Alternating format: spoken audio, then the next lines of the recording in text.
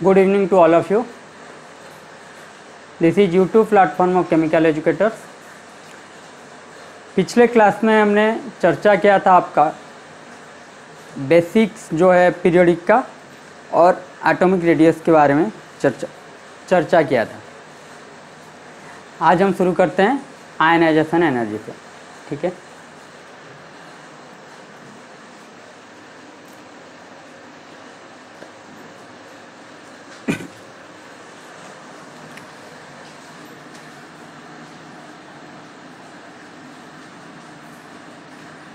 Ionization energy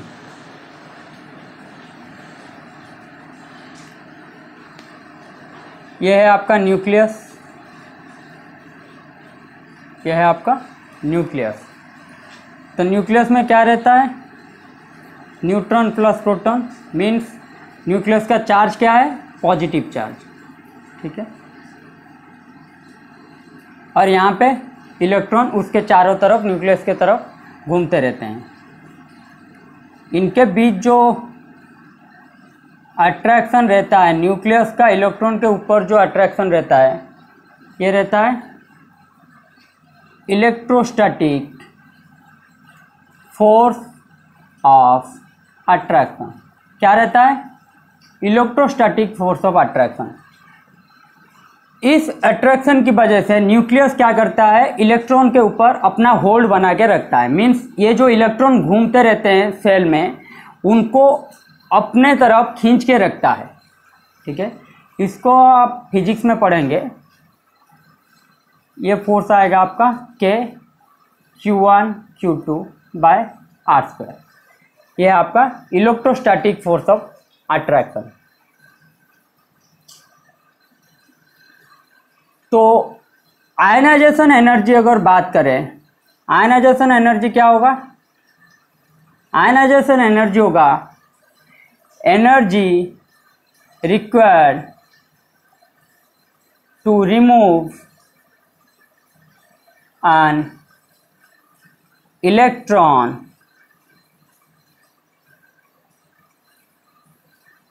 from the outer cell, remove an electron of an gaseous atom। ठीक है, gaseous atom का यह आपका जरूरी है। Energy required to remove an electron of an gaseous atom from the outer shell to infinity. तो जो energy की ज़रूरत पड़ता है एक इलेक्ट्रॉन को, गैसियस एटम के एक इलेक्ट्रॉन को उसके आउटर सेल से इन्फिनिटी के लिए निकालने के लिए जो एनर्जी ज़रूरत पड़ता है। इन्फिनिटी किसको बोलते हैं? आप ये मान सकते हैं कि हम क्या हैं? बच्चे हैं। तो हमारे लिए हमारा देश बहुत बड़ा है। ठीक है, लेकिन जो प्राइम मिनिस्टर है हमारा वो तो देश दुनिया बहुत सारे जगह घूम चुके हैं। तो उनके लिए क्या है? हमारे लिए आउटर इंडिया जो है वो क्या है? हमारे लिए टेंड्स टू इंफिनिटी, मीन्स बहुत दूर है हमसे। इसी तरह एटम क्या होता है? ये जो सेल है दूसरे सेल भी उसके लिए इंफिनिटी क्या लाया जाएगा। क्यों? 2 सेंटीमीटर हो या 1 सेंटीमीटर हो, इतना छोटा सा भी एटम कितना होता है? पूरा छोटा, मतलब आप उसको देख नहीं सकते, नेकेड आई से आप देख नहीं सकते। तो इतना छोटा सा को आप अगर इतना दूर धकेलेंगे, मीन्स और एक सेल में डाल देंगे, उसको निकाल देंगे और एक सेल में, तो वो क्या होगा? उसके लिए इन्फिनिटी हो जाएगा। हमारे लिए जैसे हमारा देश के बाहर जो है इन्फिनिटी है, लेकिन प्राइम मिनिस्टर के लिए वो इन्फिनिटी नहीं है। इसलिए हमें जो लगता है 2 सेंटीमीटर वो हमारे लिए छोटा है, लेकिन एटम के लिए 1 सेंटीमीटर 2 सेंटीमीटर ये जो इलेक्ट्रॉन है, एटम का जो इलेक्ट्रॉन है, इनके लिए बहुत बड़ा है। ठीक है, इसलिए मैंने लिखा टेंड्स टू, मतलब टू इन्फिनिटी। इनको निकालने के लिए कहाँ तक? इन्फिनिटी तक। गैसियस एटम क्यों लिखा? लिक्विड स्टेट और सॉलिड स्टेट में ये जो फोर्स ऑफ अट्रैक्शन रहता है ये क्या रहता है, बहुत मजबूत। सॉलिड का आप तो कोई भी चीज ले लो सॉलिड है आपके लिए, मतलब लगभग सभी चीज सॉलिड ही है। एक ईंट ले ले, एक पत्थर ले ले, वो सॉलिड है। मीन्स वहां पे फोर्स ऑफ अट्रैक्शन क्या रहता है, एटम और एटम के बीच बहुत ज्यादा, तो वहां से आप निकाल नहीं सकते। अगर निकालेंगे तब भी वो आयनाइजेशन एनर्जी नहीं होगा। समझ रहे हैं मेरी बात? इसलिए isolated energy required to remove an electron, इसको अच्छी तरह से लिख देता हूं, energy required to remove an electron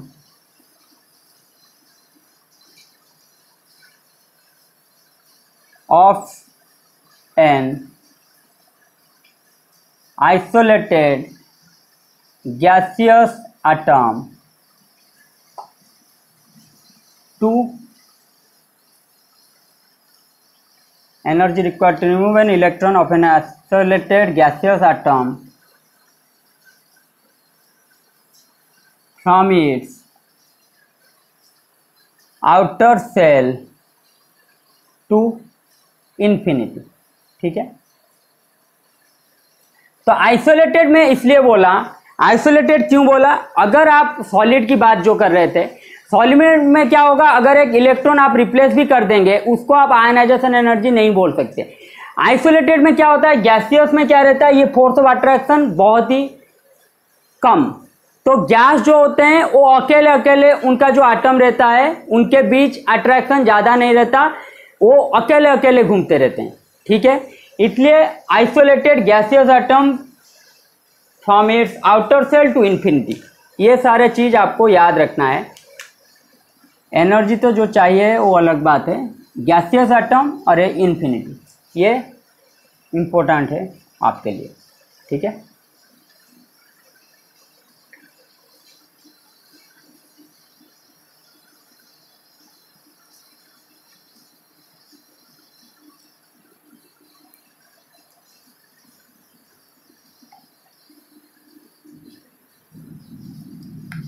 अब यहां पे आ जाइए, ये सपोज इसका आउटर सेल है। ठीक है, आउटर सेल में 4 इलेक्ट्रॉन है, कितना भी इलेक्ट्रॉन हो हमें कोई मतलब नहीं, हमें एक इलेक्ट्रॉन इससे निकालेंगे। ठीक है, क्या करेंगे, आपका M है गैसियस एटम, उससे हमने क्या किया, एक इलेक्ट्रॉन निकाला, तो आ क्या गया, M+। ठीक है, क्या आ गया, M+, वो भी गैसियस स्टेट में रहेगा। तो एक इलेक्ट्रॉन निकाला, मीन्स देखिए इलेक्ट्रॉन का होल्ड था इन चारों के ऊपर। ठीक है, एक इलेक्ट्रॉन हम निकाल रहे हैं, मीन्स जो ग्रिप था इलेक्ट्रॉन का, जो न्यूक्लियस का ग्रिप था इलेक्ट्रॉनों के ऊपर, उसको हम तोड़ रहे हैं। समझ रहे हैं मेरी बात? जो न्यूक्लियस का ग्रिप था इन चारों इलेक्ट्रॉन के ऊपर, उसको हम तोड़ रहे हैं। तो हम यहाँ क्या करेंगे, हम इसमें एनर्जी देंगे, ना कि एनर्जी रिलीज करेगा। ये हम इस मॉलिक्यूल को एनर्जी देंगे ताकि ये जो इलेक्ट्रॉन है वो यहाँ से बाहर निकल जाए। तो आयनाइजेशन एनर्जी क्या आएगा, जो डेल एच होता है, ये आपका, ये सब आप फिजिकल में पढ़ेंगे, ये हीट होता है। ठीक है, डेल एच आपका क्या होता है, रिप्रेजेंटेशन आयनाइजेशन एनर्जी किस में किया जाएगा, डेल एच में, ये आपका हीट होता है। तो डेल एच 2 तरह का आएगा, एक आएगा आपका एंडोथर्मिक, एक आएगा आपका एक्सोथर्मिक। तो एंडोथर्मिक में क्या होगा, एनर्जी ऑब्जर्व और एनर्जी रिक्वायर्ड। एक्सोथर्मिक में क्या होगा, एनर्जी रिलीज। इसको और एक बोल सकते हैं, एक्सोगोनिक। ठीक है,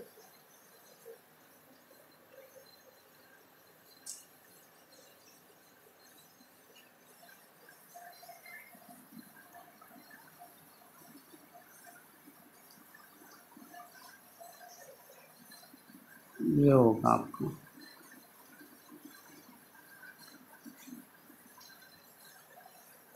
एंडोथर्मिक और एंडरगोनिक, यहाँ पे क्या होगा, हम एनर्जी देंगे ताकि ये इलेक्ट्रॉन निकल जाए। तो ये आपका आएगा हमेशा पॉजिटिव, एक्सोथर्मिक आएगा हमेशा आपका नेगेटिव। ठीक है, तो मीन्स हमें यहाँ से ये पता चला कि आयनाइजेशन एनर्जी जो होगा वहाँ से क्या होगा, हीट एनर्जी वहाँ पे ऑब्जर्व होगा या एनर्जी उसको देना पड़ेगा उस मॉलिक्यूल को, और उसका वैल्यू क्या आएगा, पॉजिटिव हमेशा। ठीक है, हमेशा आएगा पॉजिटिव।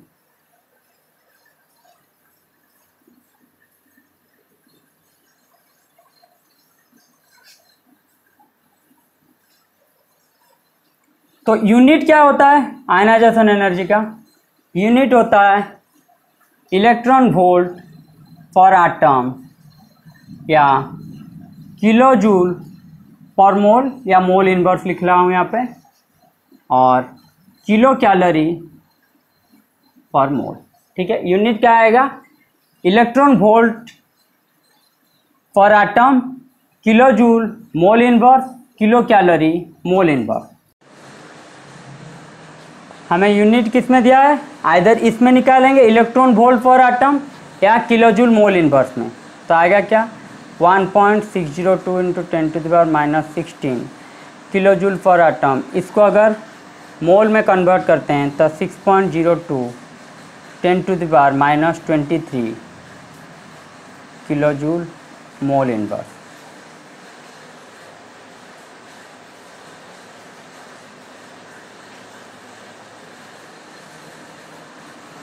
तो ये आपका कितना आएगा 94.6 10⁻⁶ किलो जूल मोल इनवर्स। ये आपको याद रखना है। अगर ईवी में पूछा है तो डायरेक्टली आप निकालेंगे, अगर किलो जूल मोल इनवर्स में पूछा है और यूनिट इसमें दिया है आपका, तो इसको कन्वर्ट कैसे करेंगे, 94.6 into 10⁻⁶ kilo joule mole inverse.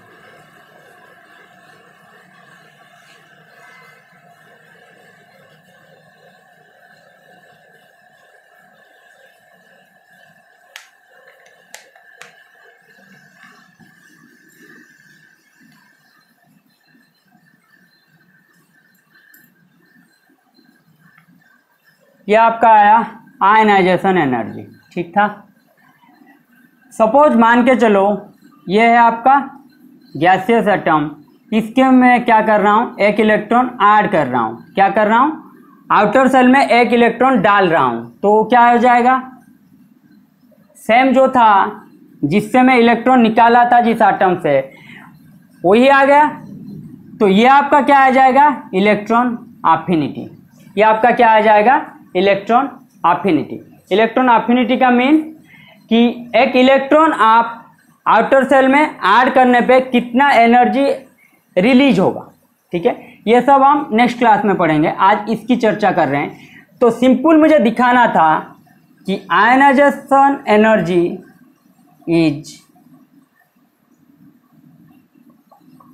Electron affinity लिख लेते हैं, electron affinity is just the opposite value of ionization energy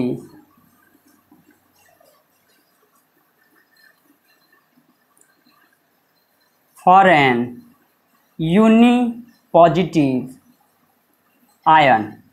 क्या होता है, electron affinity just the opposite value of ionization energy for an unipositive ion.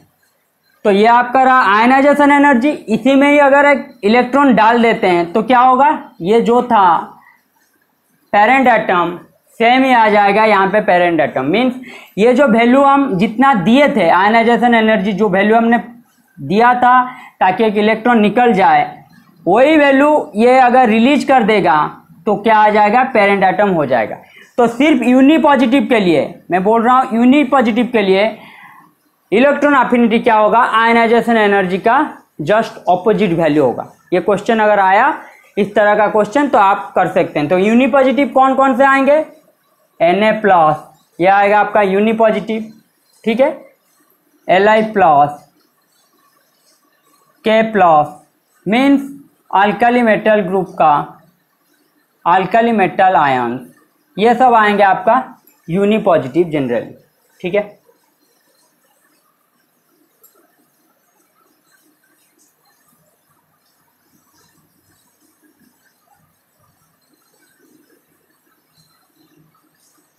तो अब करते हैं सक्सेसिव आयनाइजेशन एनर्जी। यह है आपका पेरेंट एटम, इससे एक इलेक्ट्रॉन निकाला, ये क्या आएगा M प्लस।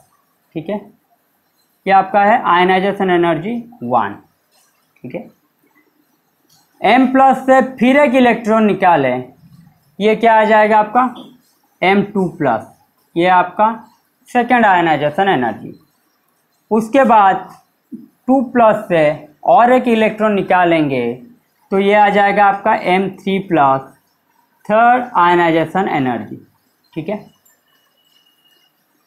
तो होगा क्या, IE3 greater than IE2 greater than IE1 always, हमेशा रहेगा थर्ड आयनाइजेशन एनर्जी सेकेंड से ज़्यादा, सेकेंड का फर्स्ट से ज़्यादा always, and ionization energy is always positive in value. ठीक है, डेल एच होगा इसका पॉजिटिव, सब हमेशा आएगा एंडोथर्मिक या एंडरगोनिक रिएक्शन। तो ये क्यों होगा कि सक्सेसिव आयनाइजेशन एनर्जी हमेशा बढ़ता ही जाता है, ये इसलिए होता है, ये पहले लिख लीजिए,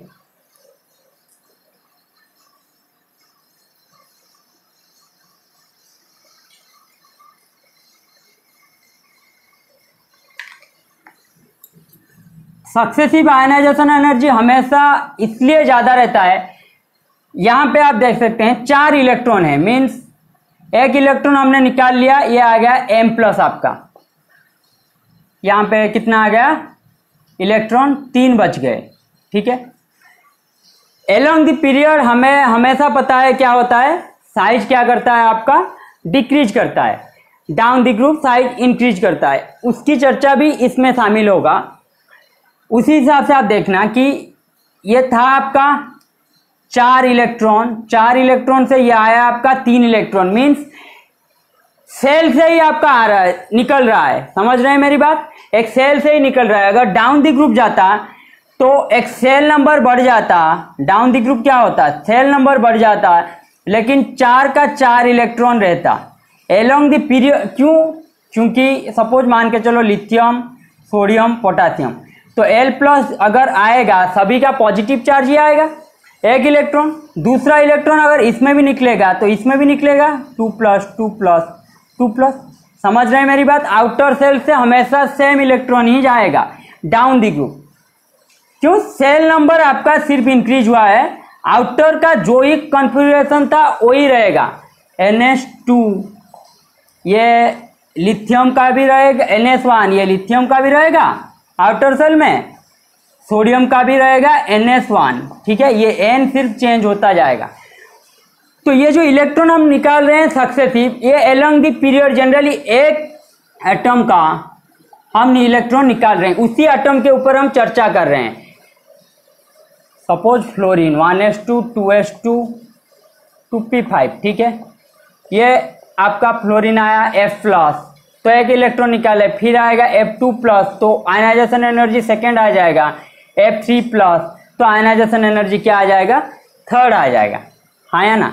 तो उस हिसाब से हम देखेंगे कि इसलिए बोला कि एलोंग द पीरियड हिसाब से आपको सोचना है। एलोंग द पीरियड क्या होता है आपका, मैं बोला हूं कि काटायन का जो होता है साइज, काटायन जितना होगा चार्ज उसके ऊपर जितना ज़्यादा रहेगा, क्या रहेगा, चार्ज उसके ऊपर जितना ज़्यादा उसका साइज उतना ही कम, इसलिए मैंने लिखा था anion greater than parent greater than cation, आया ना, ये आपको करवा चुके हैं पीरियड में।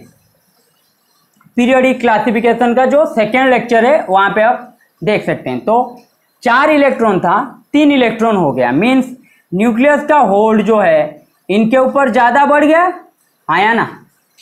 तो 3 इलेक्ट्रॉन था, ये था आपका आयनाइजेशन एनर्जी 1, ये आपका आयनाइजेशन एनर्जी 2 आ गया। 3 इलेक्ट्रॉन था, 3 इलेक्ट्रॉन से फिर हम एक निकालने की कोशिश कर रहे हैं, तो क्या होगा, न्यूक्लियस का इसके ऊपर क्या होगा, और ज़्यादा होल्ड रहेगा, आया ना। न्यूक्लियस का इनके ऊपर और ज़्यादा होल्ड रहेगा। अगर न्यूक्लियस का इनके ऊपर ज़्यादा होल्ड, यहाँ पे ज़्यादा रहा इसके मुकाबले और इसका ज़्यादा रहा इसके मुकाबले, आप देख सकते हैं न्यूक्लियस का होल्ड जितना ज़्यादा रहेगा, इलेक्ट्रॉन क्या होगा, न्यूक्लियस के पास रहेंगे, उतना साइज घटेगा। न्यूक्लियस के पास रहेंगे, न्यूक्लियस से 5 जितना रहेंगे, यहाँ पे क्या होगा, सबसे कम साइज होगा। मीन्स ये सपोज आपका है एक्स एटम, ठीक है, एक्स एटम, तो ये आपका आ गया एक्स प्लस, ये आ गया आपका x2 प्लस, तो x2 plus less than x plus less than x, ये आपका आएगा साइज। सबसे छोटा साइज किसका, x2 प्लस का, जिसका सबसे छोटा साइज उसका न्यूक्लियस का क्या होता है, उनके ऊपर होल्ड क्या होता है, ज़्यादा। मीन्स न्यूक्लियर चार्ज उनके ऊपर ज़्यादा, इफेक्टिव न्यूक्लियर चार्ज ज़्यादा। अगर ये न्यूक्लियस के पास रहा तो होगा क्या, हमें ज़्यादा एनर्जी देना पड़ेगा वहाँ से न्यूक्लियस निकालने के लिए। आयनाइजेशन एनर्जी क्या बोलता है, energy required to remove an electron, तो एनर्जी देना पड़ेगा हमें इलेक्ट्रॉन रिमूव करने के लिए। तो इलेक्ट्रॉन जितना लूजली बाउंडेड रहेंगे उतना ही कम एनर्जी देना पड़ेगा। क्यों, क्योंकि वो लूजली बाउंडेड है, थोड़ा सा एनर्जी दिए वो निकल जाएंगे, थोड़ा सा एनर्जी दिए वो निकल जाएंगे। लेकिन अगर इलेक्ट्रॉन के ऊपर न्यूक्लियस का ग्रिप बहुत ज़्यादा है, साइज छोटा है, तो ज़्यादा एनर्जी देना पड़ेगा उस इलेक्ट्रॉन को बाहर निकालने के लिए, समझ रहे हैं। तो यही वजह है कि सक्सेसिव आयनाइजेशन एनर्जी में यहाँ पे आप देख सकते हैं साइज छोटा, मीन्स न्यूक्लियस का इन इलेक्ट्रॉनों के ऊपर होल्ड ज़्यादा, तो ये इलेक्ट्रॉन निकालने के लिए क्या करना पड़ेगा, ज़्यादा एनर्जी देना पड़ेगा। यहाँ पे 4 इलेक्ट्रॉन थे, तो न्यूक्लियस का जितना इलेक्ट्रोस्टैटिक फोर्स ऑफ अट्रैक्शन इनके ऊपर था, यहाँ पे 3 इलेक्ट्रॉन है, तो न्यूक्लियस का इलेक्ट्रोस्टैटिक फोर्स ऑफ अट्रैक्शन क्या होगा, और ज़्यादा, क्योंकि साइज कम हो गया, न्यूक्लियस का चार्ज ज़्यादा हुआ, इफेक्टिव न्यूक्लियर चार्ज ज़्यादा हुआ, तो ये ज़्यादा होने की वजह से क्या हुआ, न्यूक्लियस का अट्रैक्शन इनके ऊपर ज़्यादा रहेगा। और जितना अट्रैक्शन न्यूक्लियस का ज़्यादा उतना साइज छोटा, जितना साइज छोटा न्यूक्लियस का अट्रैक्शन ज़्यादा, उतना ही एनर्जी हमें देना पड़ेगा उस इलेक्ट्रॉन को निकालने के लिए। तो सक्सेसिव आयनाइजेशन एनर्जी क्या होगा, सक्सेसिव आयनाइजेशन एनर्जी होगा आपका IE3 greater than IE2 greater than IE1, always, हमेशा, ठीक है, हमेशा रहेगा, इनका वैल्यू ज़्यादा रहेगा, वैल्यू मीन डेल एच इनका ज़्यादा रहेगा इनसे, ठीक है।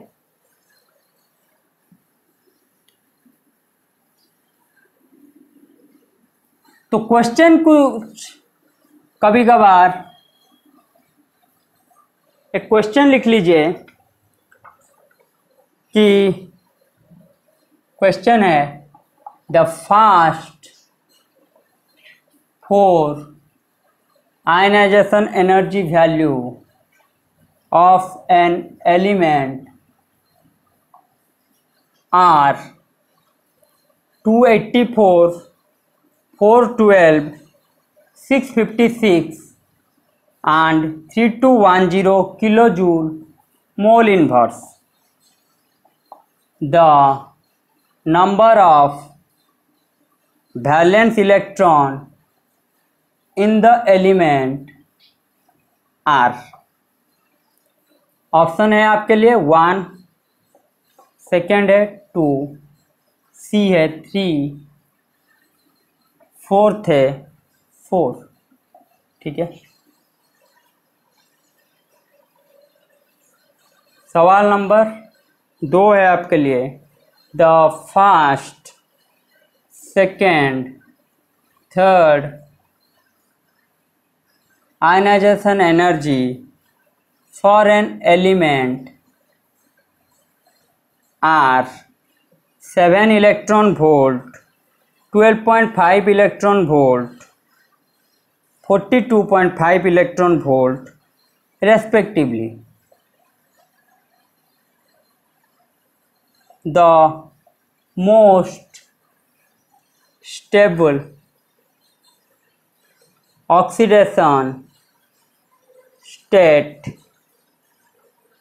of the element will be, option A है आपके लिए +1, बी है +4, सी है +3, डी है +2।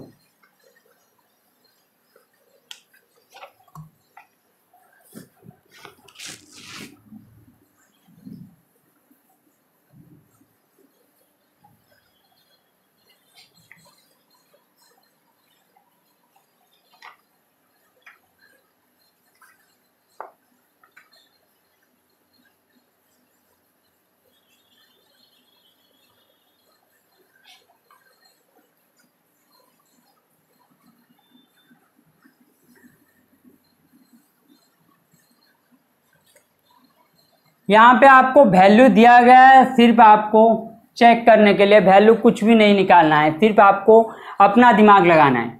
देखिए पहला दिया है फास्ट आयनाइजेशन एनर्जी, क्या दिया है एटम का 284, मीन्स जितना भी बाहर हो उसके ऊपर दिया है पहला आयनाइजेशन एनर्जी, उसके बाद दूसरा, उसके बाद तीसरा, उसके बाद है चौथा आयनाइजेशन एनर्जी दिया है। ठीक है, यहाँ पे आप देख सकते हैं the first 4 ionization energy value of an element are इतना इतना इतना इतना, the number of valence electron in element are. मैं आपको वैलेंस इलेक्ट्रॉन बोल रहा हूँ, मीन्स आउटर इलेक्ट्रॉन बोल रहा हूँ, आउटर सेल में कितना इलेक्ट्रॉन है, ताकि आउटर सेल में कितना इलेक्ट्रॉन है, sp,d,f जितना भी हो आउटर सेल में, मीन्स थर्ड सेल की बात करूं तो थर्ड में क्या आएगा sp,d। तो आउटर सेल में कितना इलेक्ट्रॉन उसका रहेगा कि आयनाइजेशन एनर्जी, उस हिसाब से हमें देखना है। यहां पे देखिए, यहां पे थोड़ा इंक्रीज कर रहा है। पहला आयनाइजेशन एनर्जी ने क्या बोला था, सक्सेसिव आयनाइजेशन एनर्जी बढ़ते ही जाते हैं, तो इससे ये ज्यादा है, इससे ये ज़्यादा है, लेकिन इससे ये बहुत ज़्यादा है। समझ रहे हैं मेरी बात, इससे ये थोड़ा ज़्यादा है, इससे ये थोड़ा ज़्यादा है, लेकिन इससे ये बहुत गुना ज़्यादा है। आप देख सकते हैं अपने आंखों पे कि इससे ये बहुत गुना ज़्यादा है। मीन्स सपोज वैलेंस इलेक्ट्रॉन है आपका 5, सपोज वैलेंस इलेक्ट्रॉन है 3, मैं डायरेक्टली आंसर के हिसाब से कर रहा हूँ तो आप समझ जाएंगे। वैलेंस इलेक्ट्रॉन कितना है, 3 इलेक्ट्रॉन है वैलेंस इलेक्ट्रॉन। तो पहला मैंने निकालने से पहले ये क्या आएगा आपका फर्स्ट आयनाइजेशन एनर्जी, इसको निकालने के लिए, ठीक है, इसको निकालने के लिए आएगा दूसरा आयनाइजेशन एनर्जी, इसको निकालने के लिए आ जाएगा आपका तीसरा आयनाइजेशन एनर्जी। 3 के बाद आप देख सकते हैं एल्युमिनियम की बात करूं Al3+, ठीक है, 1s2 2s2 2p6 3s2 3pr, ये आपका वैलेंस इलेक्ट्रॉन। ठीक है, एक निकालने में मुझे कोई तकलीफ नहीं है, क्योंकि इसको और 5 चाहिए ऑक्टेट सेटिस्फाई करने के लिए, तो एक इजीली निकल जाएगा। दूसरा निकालने के लिए मुझे तकलीफ होगा, इसलिए तकलीफ होगा क्योंकि ये ऑलरेडी डुप्लेट स्ट्रक्चर में है, फिर भी थर्ड सेल है, तो यहाँ पे मुझे ऑक्टेट स्ट्रक्चर चाहिए, तो ये मैं निकाल सकता हूँ। तीसरा जब निकाल दिया, तीसरा पहला निकालने में आ जाएगा क्या आपका इलेक्ट्रॉनिक कॉन्फ़िगरेशन 3s2, ये है आपका I1, ये आपका आ जाएगा I2, तीसरा आ जाएगा आपका I3, जब ये है, फोर्थ आ जाएगा आपका I4, जो है ये आ जाएगा आपका मीन 2p6 आ जाएगा आपका। ठीक है, तो तीसरा तक मुझे कोई तकलीफ नहीं है, लेकिन जब 3 निकल गया, ये आ जाएगा क्या आपका ऑक्टेट। यहां पे देखिए आप, ये ऑक्टेट स्ट्रक्चर, ये आपका डुप्लेट स्ट्रक्चर। समझ रहे हैं मेरी बात। अभी यहां से निकालने के लिए मुझे बहुत ज्यादा एनर्जी देना पड़ेगा, क्योंकि ये ऑलरेडी स्टेबल है कॉन्फ़िगरेशन। समझ रहे हैं, ये ऑलरेडी स्टेबल है कॉन्फ़िगरेशन, तो यहां से निकालने के लिए मुझे बहुत ज्यादा एनर्जी देना पड़ेगा। आउटर सेल में जब तक थे तब तक निकालने के लिए एनर्जी मुझे देना पड़ता था, लेकिन कम। लेकिन जब पिछले सेल का ऑक्टेट आ जाएगा ना, वहां पे मुझे एनर्जी देने के लिए बहुत ज्यादा देना पड़ेगा। तो ये आपका आ जाएगा क्या, वैलेंस इलेक्ट्रॉन कितना होना चाहिए, 3। तो 3 के बाद जो आएगा ये आपका आ जाएगा क्या, ऑक्टेट स्ट्रक्चर। तो जितना स्टेबिलिटी ज्यादा उतना ही ज्यादा आयनाइजेशन एनर्जी। तो आप इस क्वेश्चन को कैसे करेंगे, पहले आप देखेंगे कहां पे वैल्यू बहुत ज्यादा चेंज हो रहा है, कहां पे वैल्यू बहुत ज्यादा चेंज हो रहा है। यहां पे वैल्यू बहुत ज्यादा चेंज हो रहा है। ये कौन सा है, 1 2 3 4, ये है आपका फोर्थ आयनाइजेशन एनर्जी कब आएगा, जब थर्ड से फोर्थ हम निकालेंगे, हाँ या ना। फोर्थ आयनाइजेशन एनर्जी कब आएगा, ये पहला आयनाइजेशन एनर्जी है उसका ग्राउंड स्टेट, पहला आयनाइजेशन एनर्जी होता है उसका ग्राउंड स्टेट।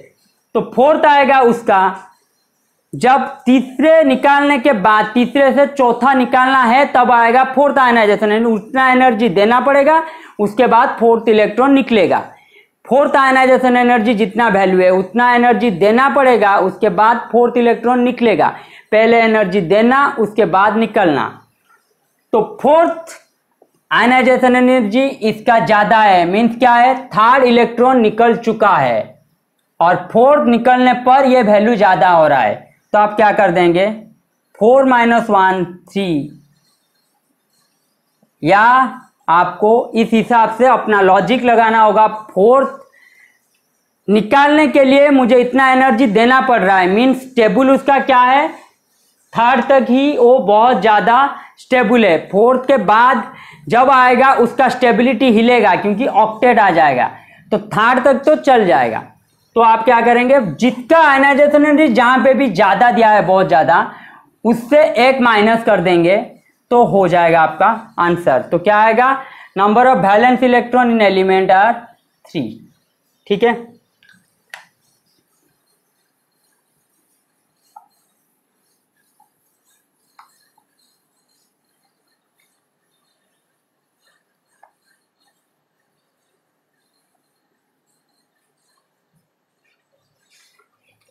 दूसरा क्वेश्चन था आपका, दूसरा क्वेश्चन था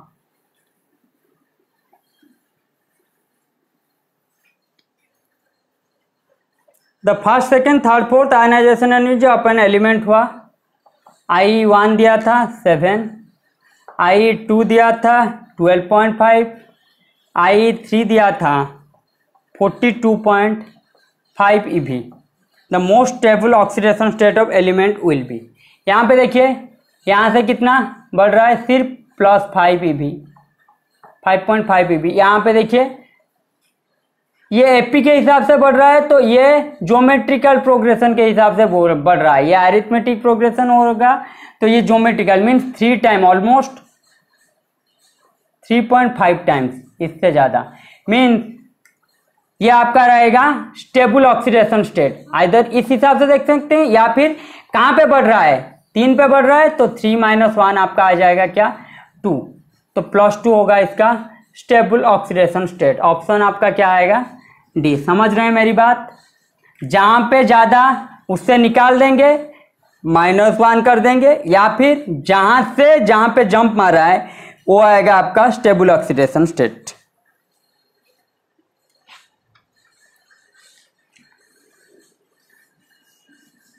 फिर आ जाते हैं हम आयनाइजेशन एनर्जी का, एक छोटा सा वैल्यू देता है। आयनाइजेशन एनर्जी कैसे निकालेंगे, 13.6 × Z²/n²। ठीक है, ये एक्चुअली गलत फॉर्मूला है, लेकिन +2 में इतना ही है क्योंकि आपको Z इफेक्टिव पढ़ाया नहीं जाता। तो Z²/n², Z है आपका क्या,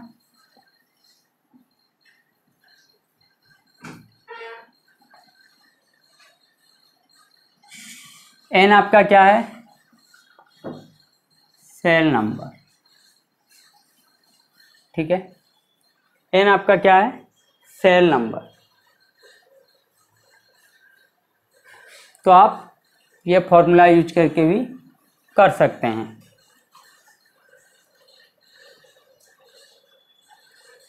तो अभी आ जाएंगे factors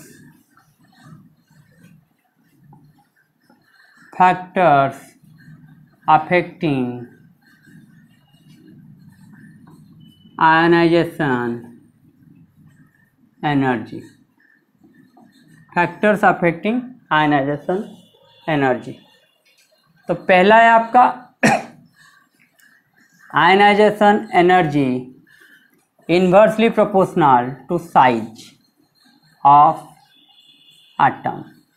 inversely proportional to size of atom means ये आपका छोटा आटम है, ये एक आपका बड़ा आटम है। तो इसका जो है न्यूक्लियस का इसके आउटर इलेक्ट्रॉन पर होल्ड ज़्यादा, यहाँ पे आउटर इलेक्ट्रॉन पर होल्ड कम न्यूक्लियस का, हाँ या ना।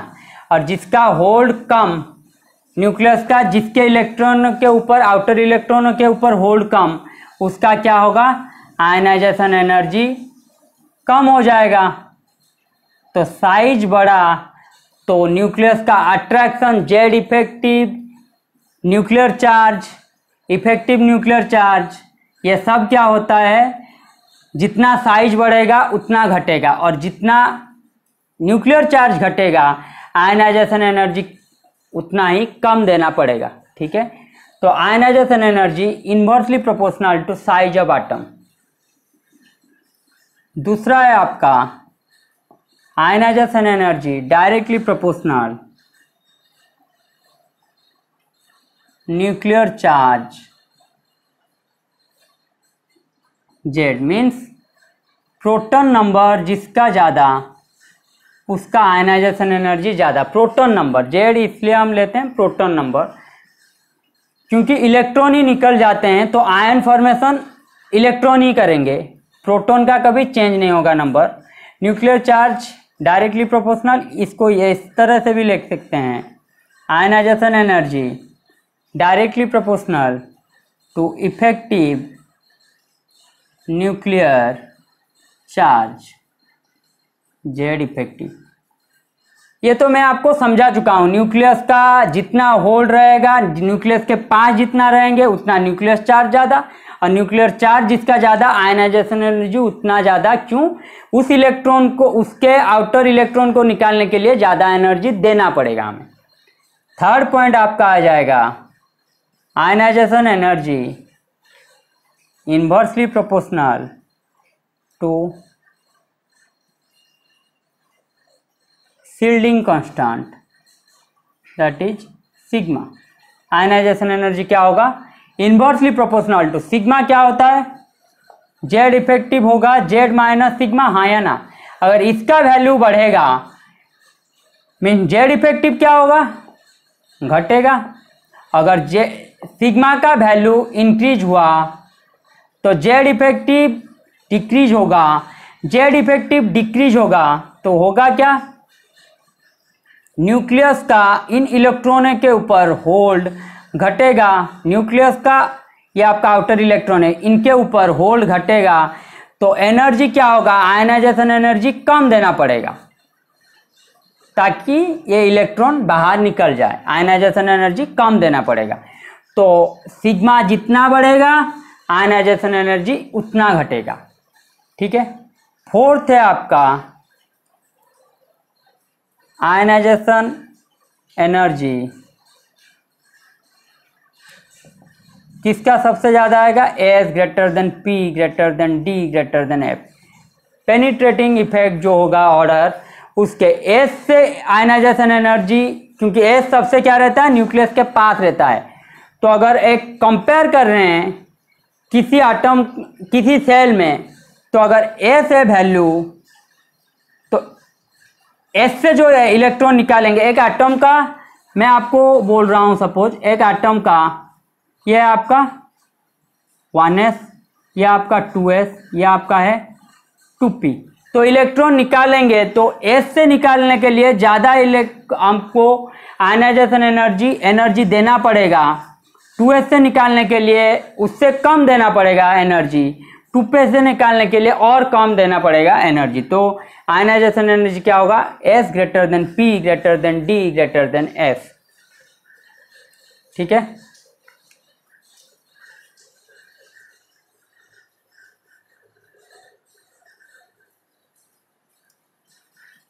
ये मैंने क्या बोला, penetrating power towards nucleus.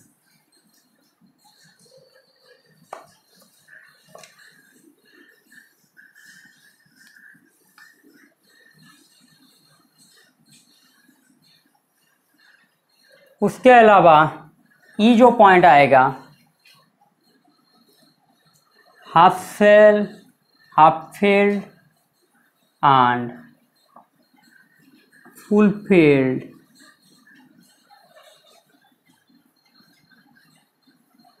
orbitals have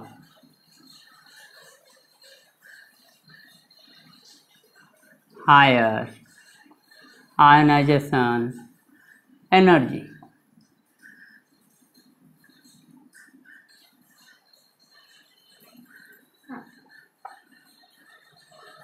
सब सेल, ठीक है, ऑर्बिटल में तो 2 ही इलेक्ट्रॉन रहेंगे, तो सब cell.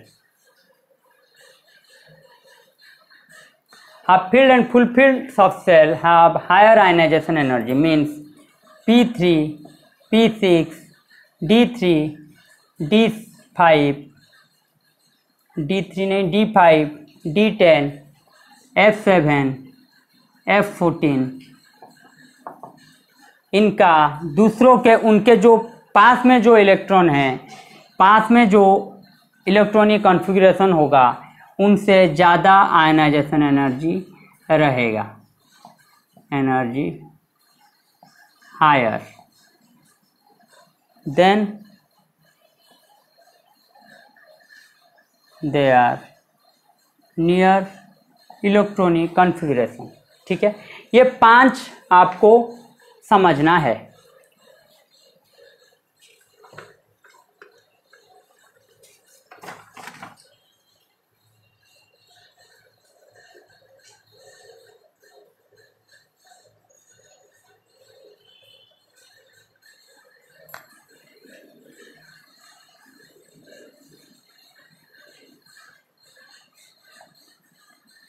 Generally, along the period, ionization energy increases। क्या होता है, इंक्रीज होता है। आप लोगों को पता है along the period क्या होता है, साइज धीरे धीरे छोटा होता जाता है। तो छोटा होता जाएगा तो न्यूक्लियस का आउटर इलेक्ट्रॉन के ऊपर होल्ड ज़्यादा रहेगा, होल्ड जितना ज़्यादा आयनाइजेशन एनर्जी उतना ही ज़्यादा। ठीक है, यहाँ पे और एक पॉइंट लिख लीजिए, along द पीरियड। जनरली मैं लिख रहा हूँ, हमेशा नहीं होता। कहाँ पे नहीं होगा, जहाँ पे हाफ फील्ड आ जाएगा, फुल फील्ड आ जाएगा, उसकी चर्चा हम करेंगे। जनरली along द पीरियड क्या होता है, non metallic character increases.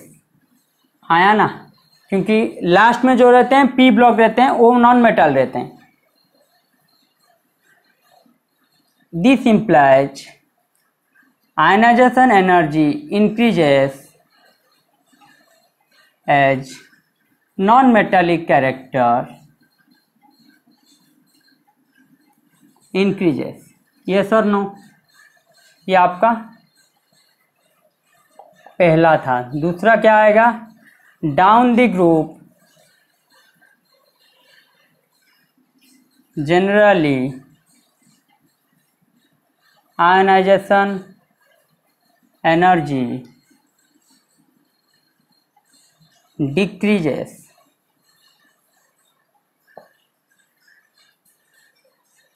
Down the group क्या होता है, क्यों डाउन द ग्रुप आपका क्या आएगा, सिग्मा। सिग्मा का वैल्यू क्या होगा, डाउन द ग्रुप बढ़ेगा, क्योंकि सेल नंबर बढ़ रहा है, इंक्रीज कर रहा है। और सिग्मा का वैल्यू बढ़ेगा तो होगा क्या, सिग्मा के वैल्यू बढ़ने की वजह से क्या होगा, इफेक्टिव न्यूक्लियर चार्ज आपका घटेगा, न्यूक्लियस का आउटर इलेक्ट्रॉनों के ऊपर होल्ड घटेगा, तो क्या होगा, आयनाइजेशन एनर्जी भी कम होगा, मीन्स एनर्जी हमें कम देना पड़ेगा उस इलेक्ट्रॉन को निकालने के लिए। Down the group metallic character increases, मैं मेटालिक नॉन मेटालिक कर रहा हूं इसलिए लिख दिया, और आप इससे भी समझ सकते हैं down the group non metallic character decreases, तो आयनाइजेशन एनर्जी डिक्रीज किया, तो non metallic character directly proportional to ionization energy, और metallic character inversely proportional to ionization energy, implies ionization energy अगर इंक्रीज किया, आयनाइजेशन एनर्जी डिक्रीजेस, इसी हिसाब से लिखिए, as metallic character increases, metallic character increases, जितना मेटालिक कैरेक्टर बढ़ेगा ionization energy उतना ही घटेगा। Down the group ionization energy decreases generally लिखा हूं, ये आपको याद रखना है, मीन्स ये एक पूरा सत्य नहीं है, ये एक छोटा सा सत्य है कि जनरली बढ़ता है along the period ionization energy, generally घटता है down the group ionization energy, लेकिन ये हमेशा रहता है, down the group metallic character हमेशा इंक्रीज करता है, down the group along the period non metallic character हमेशा बढ़ता है, ये आपका सत्य है। तो अभी करते हैं, इनका एक प्लॉट देख लेते हैं।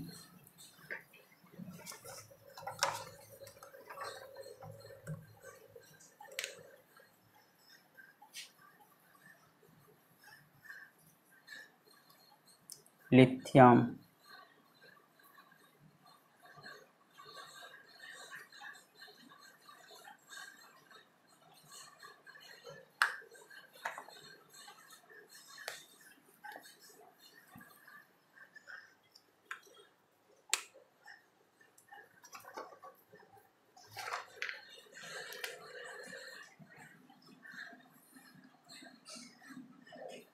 Lithium, beryllium, boron,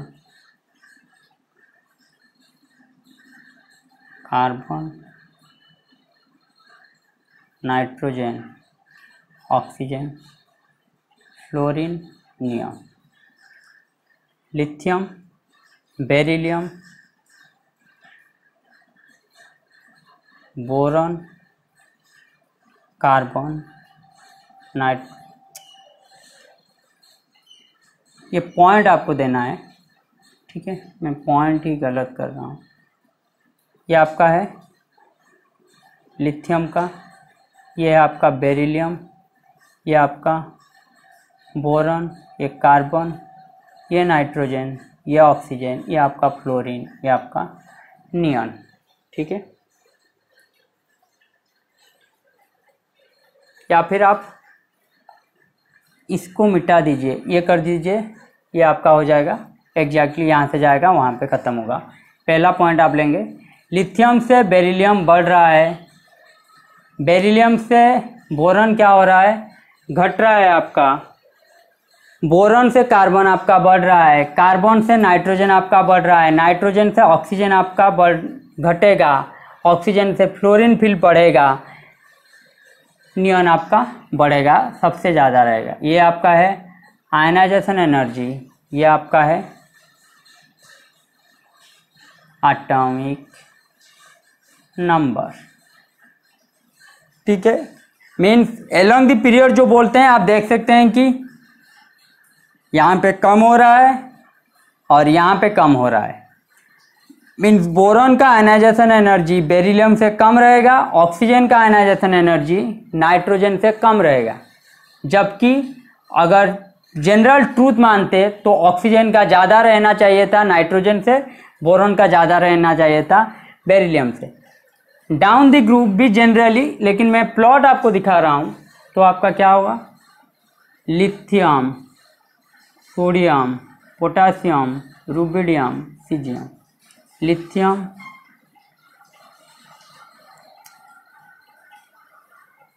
lithium, sodium, potassium, rubidium, caesium.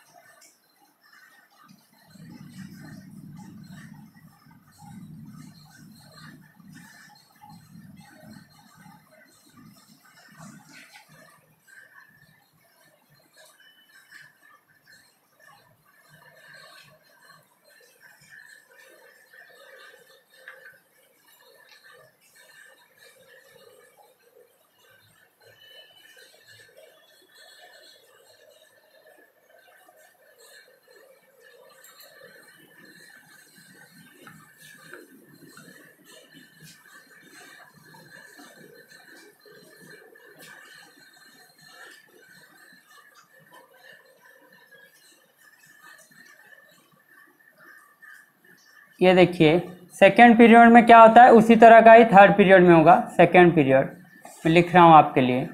Lithium, hydrogen helium की बात करते हैं बाद में, beryllium, boron, carbon, nitrogen, oxygen, fluorine, neon. आया ना। लिथियम का क्या आएगा, 1s2 2s1।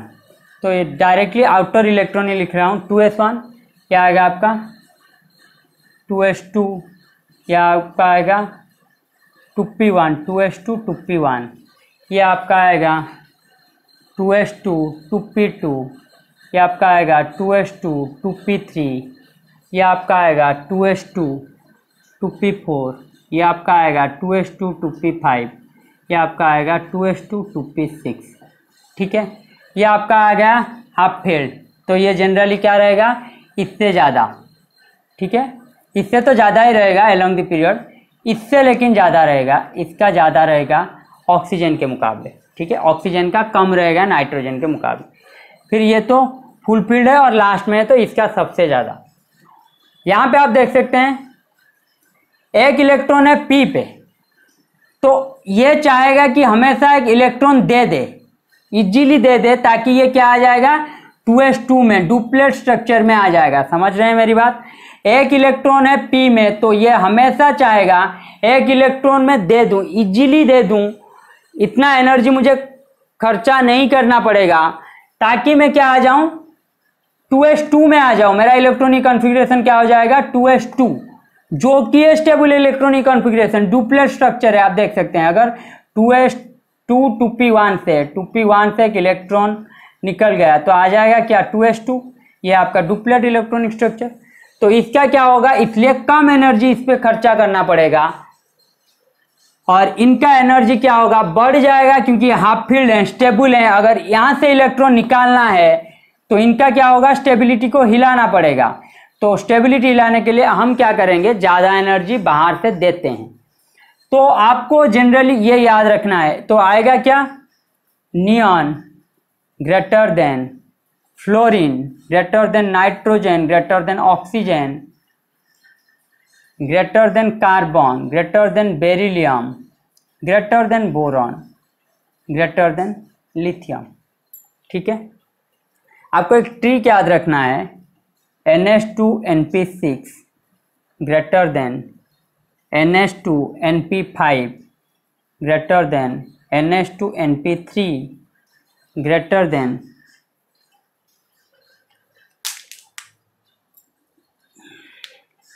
NH2NP4 greater than NH2NP2, हाँ ऐसे, greater than NH2 greater than NH2NP1 greater than NS1। 1 2 3 4 5 6 7 8, ये आपको याद रखना है, ये कभी भी गलत नहीं होगा, किसी का भी आयनाइजेशन एनर्जी पूछे।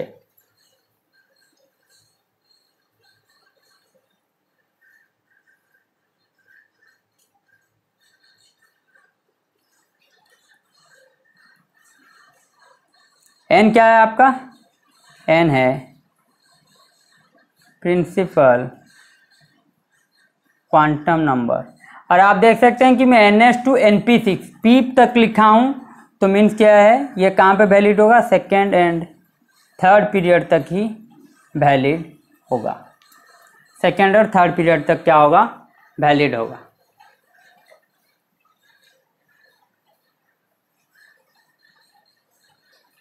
यहाँ पे आप देख सकते हैं इसका क्या आएगा, इलेक्ट्रॉनिक कॉन्फ़िगरेशन एन है, सेम है, एन हमेशा सेम रहेगा, principal quantum number and same.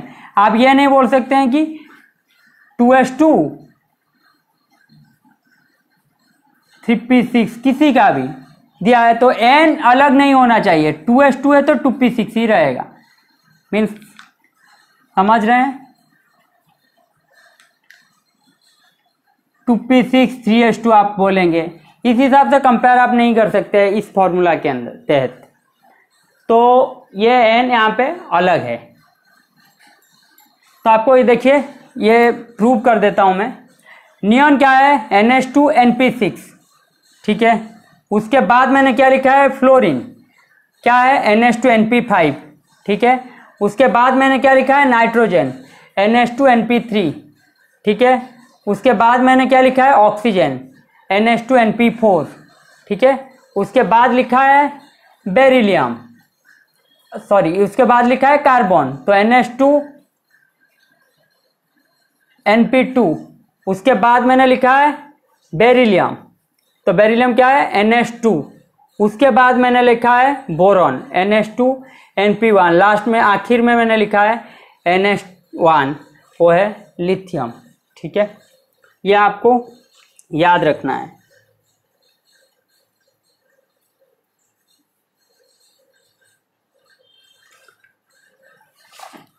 इसी तरह ही थर्ड सेल का भी होगा।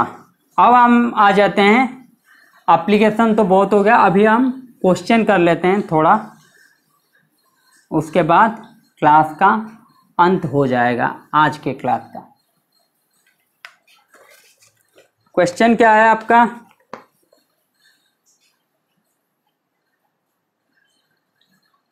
अगर कोई आपको पूछे बेरिलियम बोरॉन के बीच, नाइट्रोजन ऑक्सीजन के बीच, अगर आप देख सकते हैं यहाँ पे हाफ फील्ड है, हाफ फील्ड है तो ज़्यादा, या फिर आप वो ट्रिक को अप्लाई करेंगे, ठीक है। NH2NP3 ग्रेटर देन NH2NP4, तो नाइट्रोजन का क्या आ जाएगा, ज़्यादा यहाँ पे। बेरिलियम बोरॉन के बीच, बेरिलियम क्या है 1s2 2s2, ये क्या है 1s2 2s2, 1s2 लिखने की ज़रूरत नहीं है, ये है 2s2, ये है 2p1। तो ज़्यादा किसका आएगा, NH2 ग्रेटर देन NH2NP1 मैंने लिखा था। या फिर यहाँ पे देख सकते हैं कि बोरॉन के पास क्या है, एक इलेक्ट्रॉन p में है, अगर ये इलेक्ट्रॉन निकाल देगा तो आ जाएगा क्या, पिछले वाले सबसेल का इलेक्ट्रॉनिक कॉन्फ़िगरेशन इसको मिल जाएगा, और ये है डुप्लेट स्ट्रक्चर, मीन स्टेबिलिटी यहाँ पे ज़्यादा, तो ये क्या करेगा, इजीली इलेक्ट्रॉन निकाल देगा। तो इजीली इलेक्ट्रॉन निकालेगा तो आयनाइजेशन एनर्जी कितना होगा, इसका कम खर्चा करना पड़ेगा एनर्जी, उस एनर्जी को हम बोलेंगे आयनाइजेशन एनर्जी। तो इसका क्या होगा, बेरिलियम ग्रेटर देन बोरॉन, ठीक है।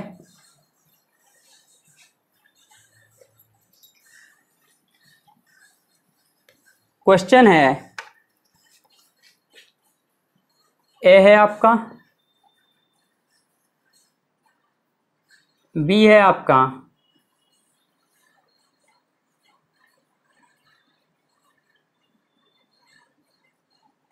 किसका आयनाइजेशन एनर्जी ज़्यादा है, ठीक है। ए बी के बीच किसका आयनाइजेशन एनर्जी ज़्यादा है, hydrogen helium, nitrogen neon, which one have high ionization energy, ठीक है।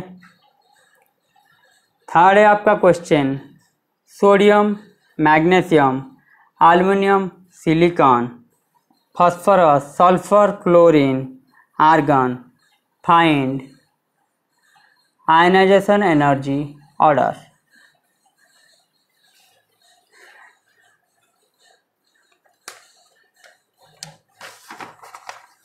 आप कर रहे हैं, करने की जरूरत नहीं है, देखेंगे मारेंगे। ये क्या है देखिए, छोटा साइज, क्योंकि प्रोटॉन इसमें क्या मैंने दिया है, चार्ज 3 है। यहाँ पे कितना है, 1 2 3 4 5 6 7 8, मीन्स इसका प्रोटॉन क्या है, ज्यादा है। प्रोटॉन की काउंट उस टाइम करते हैं जब क्या होगा, आयन के हिसाब से दिया होता, तो जिसका प्रोटॉन इलेक्ट्रॉन के हिसाब से ज्यादा है वहां पे क्या होगा, न्यूक्लियर चार्ज ज्यादा रहेगा। लेकिन यहाँ पे साइज के हिसाब से दिया है क्वेश्चन, साइज इसका बड़ा, साइज जिसका बड़ा उसके आउटर इलेक्ट्रॉन से क्या होगा, इलेक्ट्रॉन निकालना इजी हो जाएगा।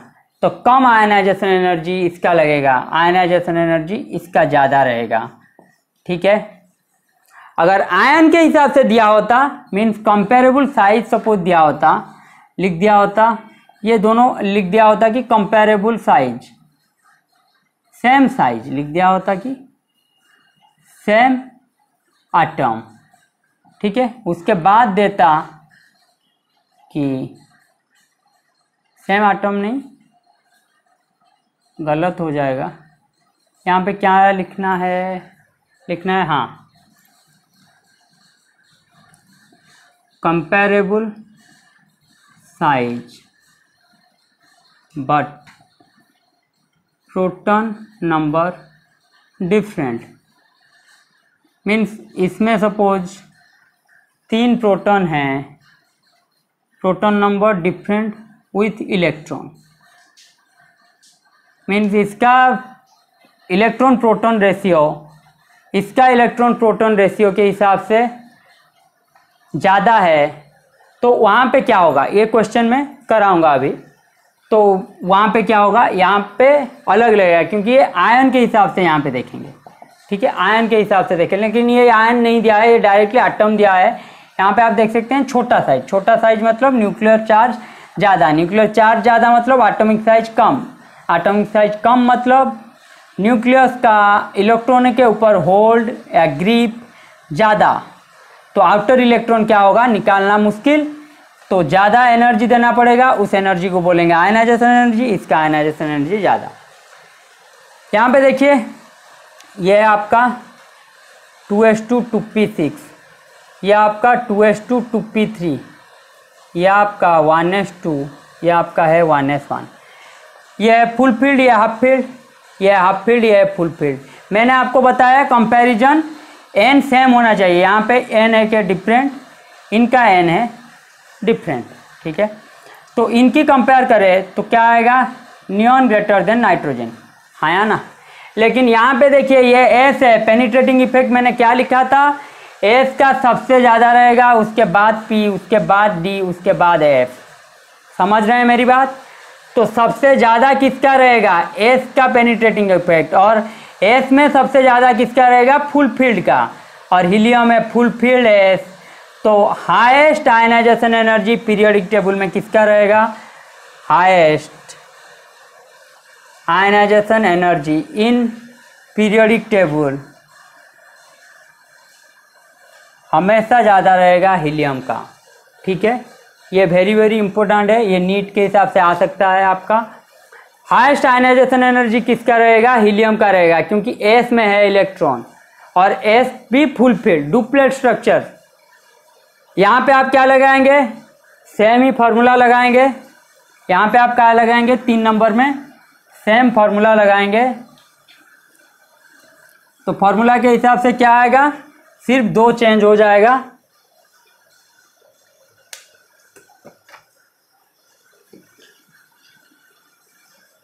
फार्मूला के हिसाब से क्या आएगा आपका, आयनाइजेशन एनर्जी आएगा NH2NP6, तो आर्गन सबसे ज़्यादा, उसके बाद क्लोरीन NH2NP5, उसके बाद NH2NP3 मतलब फास्फोरस, उसके बाद NH2NP4 मतलब सल्फर, उसके बाद NH2NP2 सिलिकॉन, उसके बाद NH2 सिलिकॉन से पहले क्या आता है, मैग्नीशियम, तो NH2 सिर्फ, ठीक है, मैग्नीशियम, उसके बाद क्या आएगा, एल्युमिनियम NH2NP3, उसके बाद रहेगा NS1, ये होगा सोडियम। ठीक है, ये आपका आ जाएगा ऑर्डर सेकंड और थर्ड का, इसी हिसाब से ये आप निकालेंगे।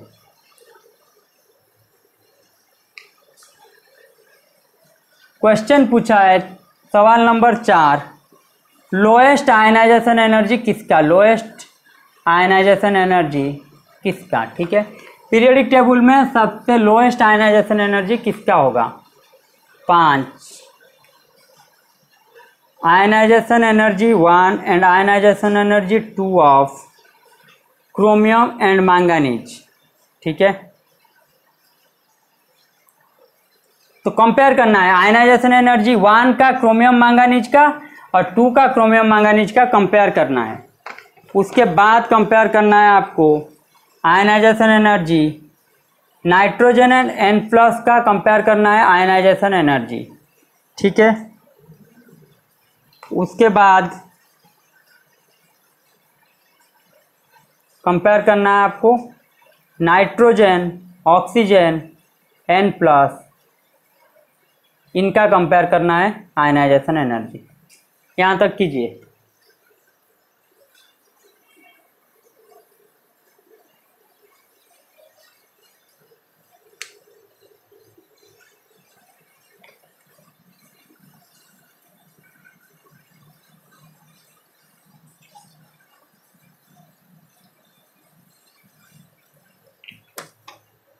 लोएस्ट आयनाइजेशन एनर्जी किसका आएगा, आप देखिए डाउन दी ग्रुप मैंने क्या बोला है, आयनाइजेशन एनर्जी डिक्रीजेस।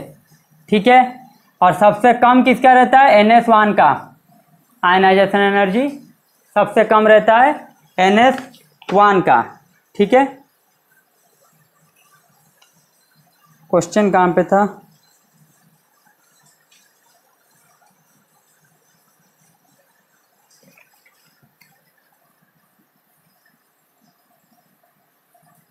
NH2NP1, ये तो पीरियड के हिसाब से। ठीक है, डाउन दी ग्रुप मैंने क्या बोला है, आयनाइजेशन एनर्जी डिक्रीजेस। और आयनाइजेशन एनर्जी जब मैंने बोला था lithium, beryllium, boron, carbon, nitrogen, oxygen, fluorine, neon. ठीक है, सबसे कम किसका आया था, लिथियम का आया था, आया ना। सबसे कम किसका आया था, लिथियम का आया था आयनाइजेशन एनर्जी सबसे कम। क्यों, यह है NS1। ठीक है, यह है आपका NS1। तो आयनाइजेशन एनर्जी इसका सबसे कम, तो इसका सबसे अगर कम और डाउन दी ग्रुप डिक्रीज हो रहा है तो मीन्स इसी ग्रुप में जो होगा सबसे नीचे वो होगा सबसे लोएस्ट आयनाइजेशन एनर्जी। तो lithium, sodium, potassium, rubidium, caesium, francium हम नहीं लेंगे क्योंकि यह है रेडियो एक्टिव। ठीक है, फ्रांसियम है रेडियो एक्टिव, तो ये आपका आ जाएगा सबसे कम। तो लोएस्ट आयनाइजेशन एनर्जी आपका आएगा सीजियम का। लोएस्ट आयनाइजेशन एनर्जी किसका आएगा, आपका सीजियम का। ठीक है,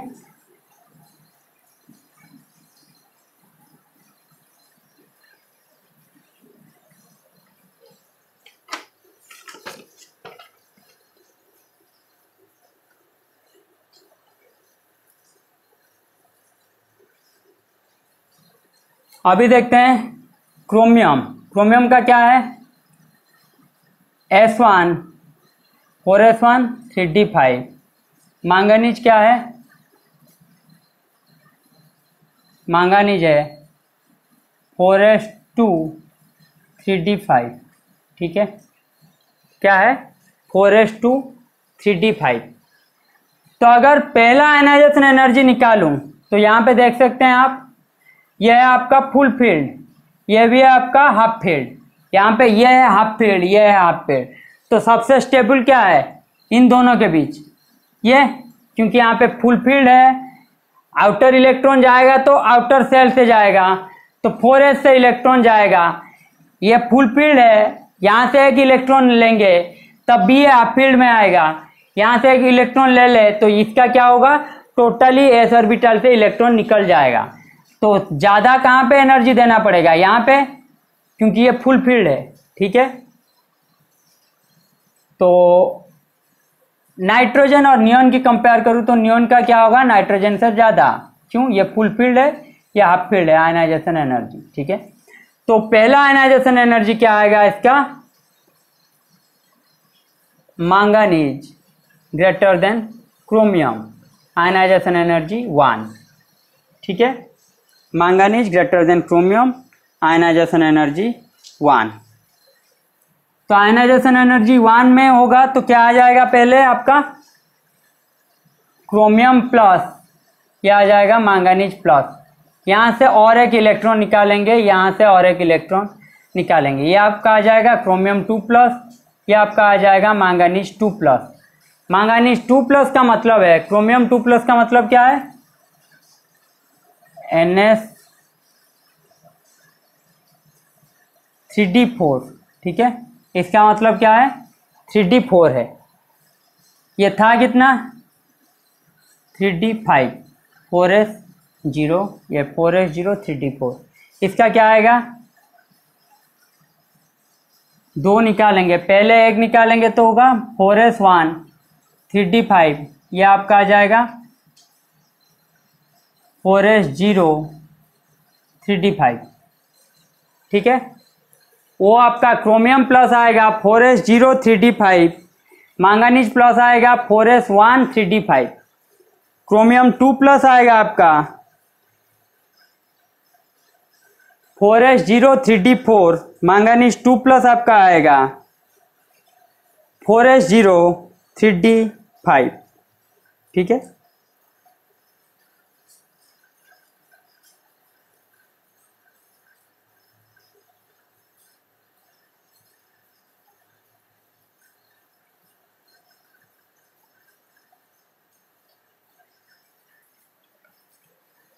यहाँ पे आप देख सकते हैं कि ये क्या है आपका, यहाँ से इलेक्ट्रॉन दे, यहाँ पे एनर्जी देंगे तो ये होगा, क्रोमियम प्लस में एनर्जी देंगे तो क्रोमियम 2 प्लस होगा। तो स्टेबल इलेक्ट्रॉनिक कॉन्फ़िगरेशन कौन सा है, इन दोनों के बीच I1 में जब होगा, I2 के लिए क्या होगा, एनर्जी देना पड़ेगा। यहाँ में किसका इलेक्ट्रॉनिक कॉन्फ़िगरेशन ज़्यादा स्टेबल है, मैंगनीज प्लस इसका है, क्योंकि यहाँ पे देखिए एक हाफ फील्ड है, इसका पूरा पिछले का 3s2, 3p2, 6, ये देखिए फुल फील्ड है, ये थर्ड सेल का है। यहाँ पे देखिए फोर्थ का आएगा, थर्ड का, दोनों का एनर्जी लेवल आ रहा है, तो ये क्या होगा, ज़्यादा स्टेबल। और दूसरे हिसाब से भी आप देख सकते हैं, क्रोमियम में क्या है, क्रोमियम में आपका कितना आएगा, क्रोमियम था आपका 24। ठीक है, प्रोटॉन नंबर है कितना, 24, इसका क्या है 25, प्रोटॉन नंबर क्या है इसका 25। ठीक है,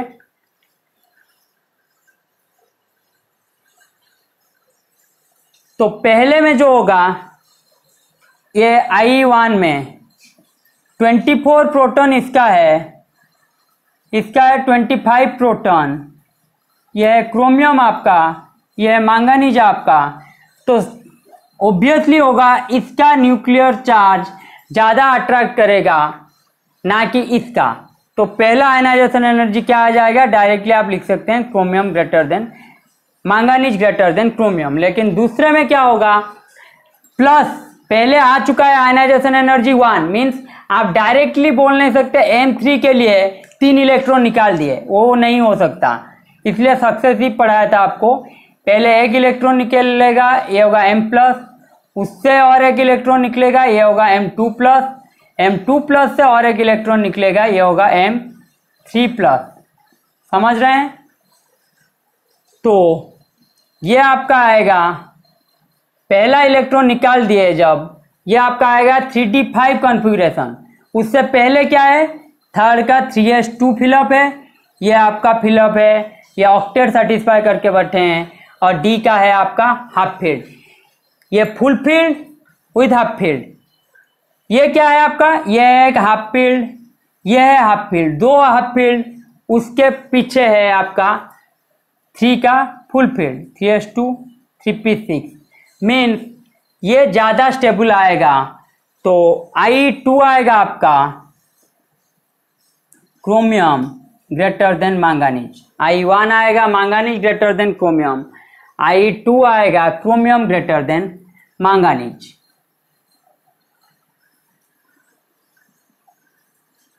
ठीक है, प्रोटॉन की कहां पे कंपेयर करते हैं, समझ आया आपको? जब कंपेरेबल साइज हो वहां पे हम कर सकते हैं, लेकिन साइज जब बहुत बड़ा बहुत छोटा हो उस हिसाब से हम, जब n नंबर ऑफ सेल बढ़ जाता है वहां पे हम कंपेरेबल साइज कर नहीं सकते। तो आयनाइजेशन एनर्जी 2 जिसका पूछा है, तो हम देखेंगे 1 से 2 जाने पे क्या हो रहा है, ना कि आयनाइजेशन एनर्जी 2 का देख लेंगे। आयनाइजेशन एनर्जी 2 का मतलब नहीं है कि इलेक्ट्रॉन कॉन्फ़िगरेशन में 2 निकल गया, +2 आएगा तब जब +1 जाएगा। +1 से एक इलेक्ट्रॉन गया तो +2 हुआ, तो +1 से +2 जाने पे जो एनर्जी दिया होगा उसी को हम देखना है। इसलिए मैं जब आपको पहला क्वेश्चन किया था, 4th में आपका ज्यादा था आयनाइजेशन एनर्जी, वैलेंस इलेक्ट्रॉन उसका स्टेबल कितना था, +3 ऑक्सीडेशन स्टेट में था और वैलेंस इलेक्ट्रॉन था 3, 4th नहीं लिया था, इसलिए नहीं कि 3rd से 4th जा रहा है, ये जो एनर्जी खर्चा हो रहा है उसकी हम चर्चा कर रहे हैं, ना कि ये जो कॉन्फ़िगरेशन हुआ उसकी चर्चा। इस कॉन्फ़िगरेशन की चर्चा हम करेंगे, ये कौन सा स्टेबल है, ताकि यहां पे ज्यादा एनर्जी लग रहा है। बार बार बोल रहा हूं, नाइट्रोजन N+, नाइट्रोजन क्या था, 1s2 2s2 2p3 आया ना, N+ क्या होगा आपका 1s2 2s2 2p2, ऑक्सीजन क्या है आपका 1s2 2s2 2p4। तो डायरेक्टली ये दोनों को कर देता हूं, आपको क्या दिया गया है, नाइट्रोजन ऑक्सीजन N+, तो N और N+ के बीच क्या होगा, मैंने बोला है आपको NP3 NH2 NP3 greater than NH2 NP3 greater than NH2 NP2, yes और नो। तो ये किसका कॉन्फ़िगरेशन है, नाइट्रोजन का, तो नाइट्रोजन ग्रेटर देन होगा N+। तो आपको कुछ निकालना नहीं है, डायरेक्टली फॉर्मूला लगाएंगे, जो भी फॉर्मूला के अंदर आएगा वो आपका होगा सही आंसर। ऑक्सीजन का क्या है, NH2 NP4, हमारा ऑर्डर क्या था, NH2 NP3 greater than NH2 NP4 greater than NH2 NP2, yes और नो। तो ये इस हिसाब से आएगा नाइट्रोजन, इसका आएगा ऑक्सीजन, इसका क्या आएगा N+। ठीक है, तो ये आपका आ जाएगा इस क्वेश्चन के लिए ऑर्डर, ये आपका आ जाएगा इस क्वेश्चन के लिए order.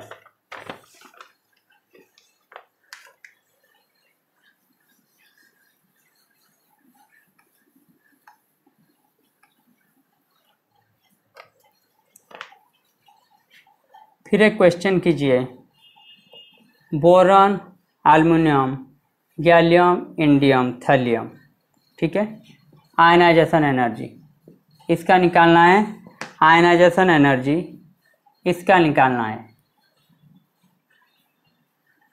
Boron aluminium gallium indium thallium. उसके बाद है carbon silicon germanium tin lead, ionization energy order. उसके बाद है Li2O Na2O K2O basic character. उसके बाद है Be2O B2O3 N2O5 CO2 acidic character. कीजिए,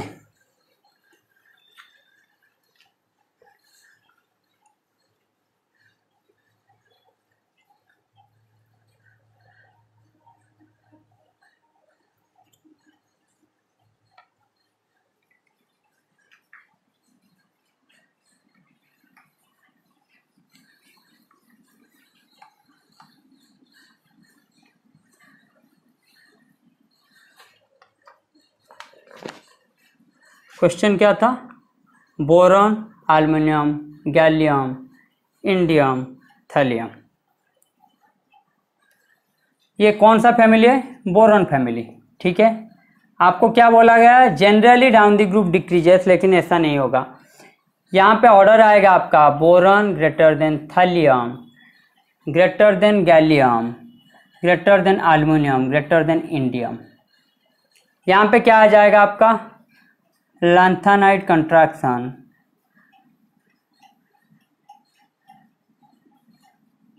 यहाँ पे आपका आ जाएगा डी कंट्रैक्शन। ठीक है, लैंथेनाइड कंट्रैक्शन, ये आपका आ जाएगा डी कंट्रैक्शन। तो आपको पता है शील्डिंग सबसे ज़्यादा किसका है? एस, पी, डी और एफ। सबसे लूजली बाउंडेड क्या रहता है? एफ रहता है आपका। पेनिट्रेटिंग इफेक्ट, शील्डिंग इफेक्ट सभी कम है एफ में। तो एफ अगर पार्टिसिपेट नहीं करेगा, शील्ड ज़्यादा अच्छे तरह से नहीं कर पाएगा, तो आउटर इलेक्ट्रॉन क्या होगा? न्यूक्लियस के पास चले जाएंगे, तो साइज घट जाएगा। तो साइज जितना घटेगा उतना क्या होगा? न्यूक्लियस का आउटर इलेक्ट्रॉन के ऊपर होल्ड ज़्यादा होगा, तो एनर्जी ज़्यादा देना पड़ेगा इलेक्ट्रॉन निकालने के लिए। और एफ और डी के बीच अगर कंपेयर करूं, एफ में क्या होगा? कम शील्डिंग इफेक्ट, डी के मुकाबले एफ में और कम शील्डिंग इफेक्ट। तो जितना कम शील्डिंग इफेक्ट न्यूक्लियस का, उसके ऊपर उतना होल्ड ज़्यादा। तो एफ होगा, ये लैंथेनाइड कंट्रैक्शन में आपका एफ कंट्रैक्शन भी बोल सकते हैं, एफ ऑर्बिटल आ जाता है। ठीक है, तो ये अगर एफ होगा तो एफ जितना एफ के बाहर जो हैं उनके ऊपर न्यूक्लियस का ज़्यादा होल्ड, तो साइज कम, तो ज़्यादा एनर्जी देना पड़ेगा न्यूक्लियस को निकालने, इलेक्ट्रॉन को निकालने के लिए। तो आपका आएगा, ये आपका हो जाएगा ऑर्डर। समझ रहे हैं मैंने क्या किया? ये लैंथेनाइड कंट्रैक्शन है, ये डी कंट्रैक्शन है, लेकिन लैंथेनाइड कंट्रैक्शन के वजह से साइज ज़्यादा घटता है सिवाय डी कंट्रैक्शन के मुकाबले। ठीक है, तो boron, thallium, gallium, aluminium, indium, ये आपका है बोरॉन फैमिली का order, ionization energy order, I order.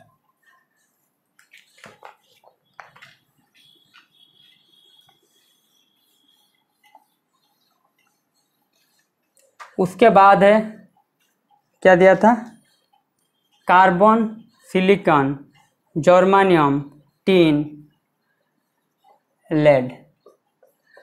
ये क्या है आपका? Carbon family. ये अब क्या है आपका?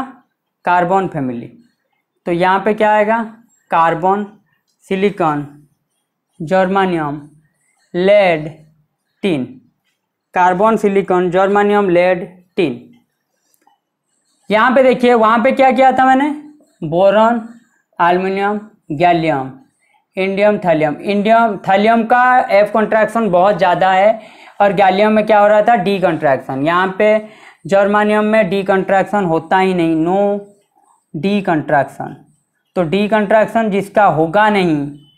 बोरॉन क्या है? डी ऑर्बिटल, डी जो फैमिली है खत्म होने के जस्ट है, उसके बाद बोरॉन फैमिली का जो है वो क्या है? बोरॉन फैमिली क्या है? ग्रुप 13 आया ना, और ग्रुप 12 तक आपका जाता है क्या है? डी। तो डी के एग्जैक्टली ये आ जाता है, तो यहाँ पे डी कंट्रैक्शन होगा।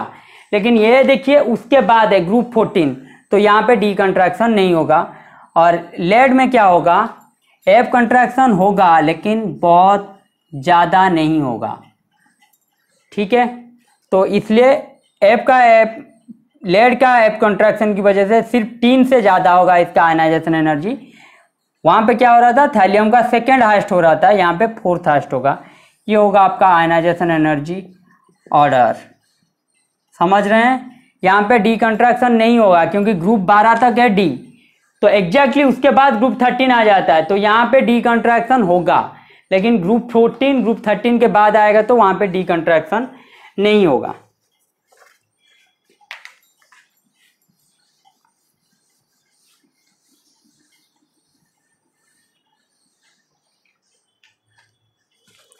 उसके बाद क्या क्वेश्चन दिया था? क्वेश्चन था Li2O Na2O K2O पूछा था बेसिक कैरेक्टर। हमें पता है ये है आपका लिथियम, सोडियम, पोटेशियम। ऑक्सीजन तो सभी के पास सेम है। हमें पता है down the group metallic character increases, तो आयनाइजेशन एनर्जी क्या है, डिक्रीजेस। इम्प्लाइज बेसिक कैरेक्टर क्या होगा, बेसिक कैरेक्टर होगा आपका इंक्रीजेस। तो बेसिक कैरेक्टर किसका आएगा, Li2O का लेस Na2O लेस K2O, ये आपका आएगा बेसिक कैरेक्टर।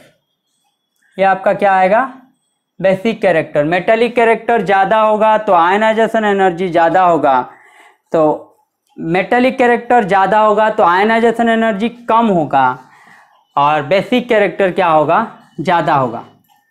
तो आपको बेसिक कैरेक्टर किसके साथ, ये ऑक्सीजन सेम है तो इसको मैं नहीं लूँगा, मैं डायरेक्टली लिख गया LiNa ठीक है। ये आपका है बेसिक कैरेक्टर ऑर्डर। उसके बाद पूछा था acidic character order. Acidic character क्या किसके साथ पूछा था, एलोंग द पीरियड पूछा था, B2O3 N2O5 CO2 ठीक है।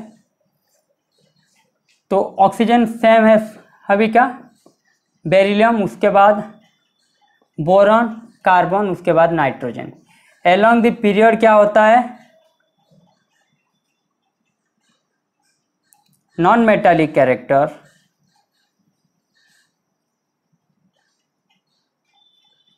इंक्रीजेस ठीक है, non metallic character increases. Ionic character ionization energy increases, ionization energy increases. implies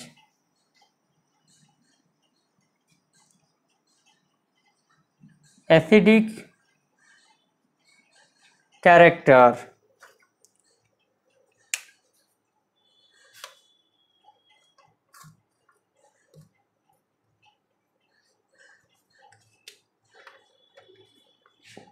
acidic character increases ठीक है। नॉन मेटालिक कैरेक्टर ज़्यादा होगा तो एसिडिक कैरेक्टर होगा, वहाँ पे क्या हो रहा था, मेटालिक कैरेक्टर ज़्यादा हो रहा है तो बेसिक कैरेक्टर। तो बेसिक कैरेक्टर के हिसाब से लेंगे तो आयनाइजेशन एनर्जी जहाँ पे कम है, बेसिक कैरेक्टर वहाँ पे क्या है, ज़्यादा है। मेटालिक कैरेक्टर जहाँ पे ज़्यादा है, बेसिक कैरेक्टर वहाँ पे ज़्यादा है। नॉन मेटालिक कैरेक्टर जहाँ पे ज़्यादा है वहाँ पे एसिडिक कैरेक्टर ज़्यादा है। आयनाइजेशन एनर्जी जहाँ पे ज़्यादा है, एसिडिक कैरेक्टर ज़्यादा है। Means ionization energy directly proportional to acidic character, ionization energy inversely proportional to basic character ठीक है। तो यहाँ पे क्या करेंगे, N2O5 greater than CO2 greater than B2O3 greater than B2O ठीक है। ये आपका आ जाएगा ऑर्डर ऑफ एसिडिक कैरेक्टर। किसका आएगा ऑर्डर, एसिडिक कैरेक्टर का।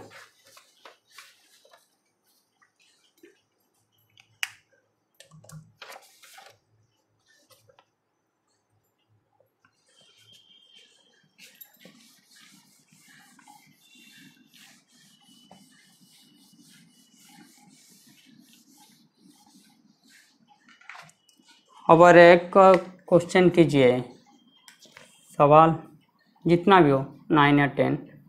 CH4 NH3 water HF acidic character.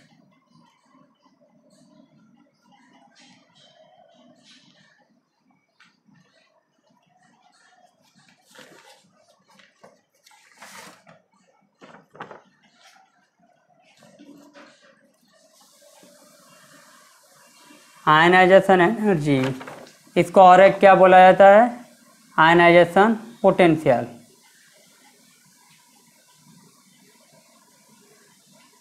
Of lithium and potassium are 5.4 eV and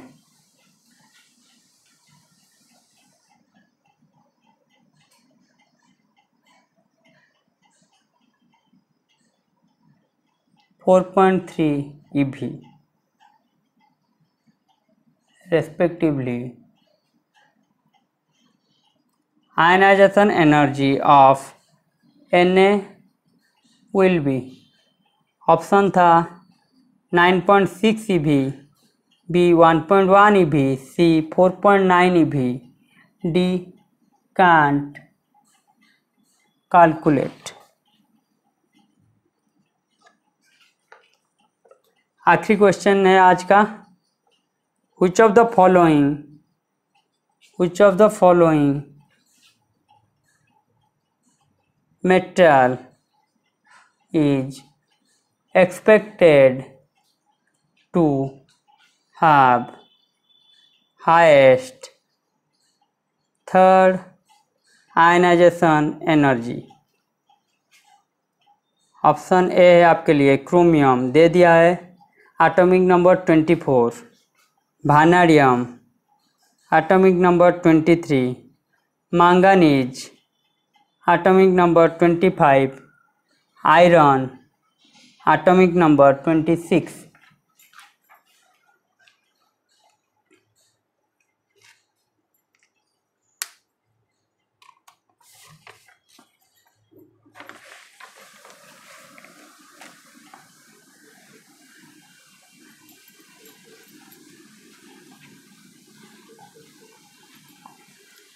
देखिए,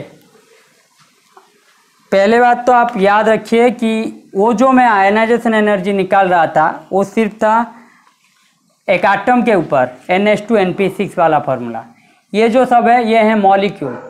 तो जनरल जो कॉन्फ़िगरेशन है along the period increases down the group in decreases, उसी को ही हम अप्लाई करेंगे। यहाँ पे आप नहीं बोल सकते कि नाइट्रोजन का ऑक्सीजन से ज़्यादा तो इसका होगा एसिडिक कैरेक्टर कम, इसका होगा ज़्यादा, उस हिसाब से हम नहीं बोल सकते। समझ रहे हैं मेरी बात? तो जनरल है ये, generally along the period ionization energy increases. ठीक है, तो होगा क्या, नॉन मेटेलिक कैरेक्टर क्या होगा, carbon nitrogen oxygen fluorine. Hydrogen यहाँ पे सेम है तो उसकी चर्चा हम नहीं करेंगे, तो किसकी चर्चा करेंगे, carbon nitrogen oxygen sulphur fluorine. तो non metallic character increases along the period, ionization energy क्या है, इंक्रीजेस। तो एसिडिक कैरेक्टर क्या होगा,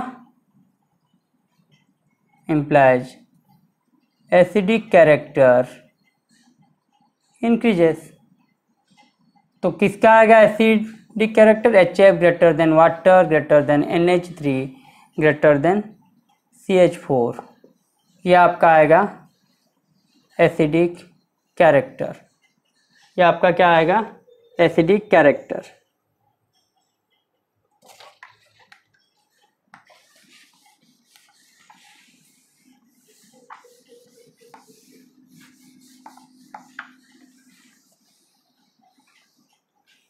उसके बाद क्या दिया था मैंने क्वेश्चन, लिथियम का दिया था 5.4 eV, पोटासियम का दिया था 4.3 eV। तो हमें पता है ट्रायड मेथड के हिसाब से जो बीच का आएगा, सोडियम क्या आएगा, लिथियम पोटासियम के बीच, ये क्या है आपका लॉ ऑफ ट्रायड। मीन दो का जो आएगा, दोनों के वैल्यू का एवरेज वो आएगा बीच वाला। लिथियम और पोटेशियम के बीच रह रहा है सोडियम, तो लिथियम का वैल्यू जो भी आएगा, पोटेशियम का मुझे पता है down the group decreases ionization energy, तो वैल्यू के हिसाब से देखते तब भी आ जाता कि बीच में क्या है, 5.4 4.3 के बीच में क्या आएगा, एक ही ऑप्शन है वो है 4.7 4.9 है। ठीक है, या फिर ऐसे निकाल सकते हैं 5.4 ये है आपका 4.3, तो इसको मिला दिए कितना आएगा 9.7 डिवाइडेड बाय क्या आएगा 2, क्योंकि इनका एवरेज जो आएगा वो आएगा सोडियम का, तो ये क्या आ जाएगा 4.85, तो न्यूमेरिकल टू क्या है 4.9 eV। तो आपका आंसर क्या आएगा 4.9 eV। सी आखिरी क्वेश्चन था।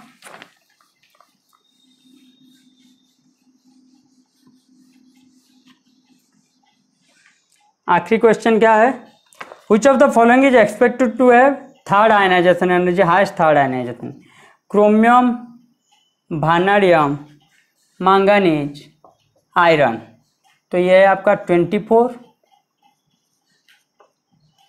23, 25, 26। तो इलेक्ट्रॉनिक कॉन्फ़िगरेशन है 4s1 3d5, ये आपका है 4s2 3d3, ये आपका है 4s2 3d5, ये आपका है 4s2 3d6।